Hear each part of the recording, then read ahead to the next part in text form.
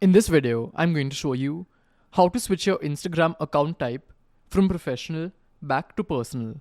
And it's really simple, so let's get started. First, you need to open your Instagram account, and this is my professional account. Then, click on the three lines which are on the top right, and you reach settings.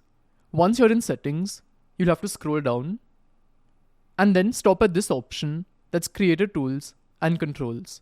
So click on this. Once you're here, scroll down and you'll find this option, Switch Account Type. So click on this. And now we have two options, switch to a business account or personal account. So in this case, we want to switch to a personal account. So I'll click on this. Then these are all the changes that will take place. And if you're sure, just click on switch to personal account. And now as you can see, it has switched to a personal account.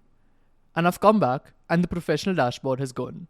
So this is how it works. And if you want to know how to hide Instagram chats, check out this video over here. Goodbye.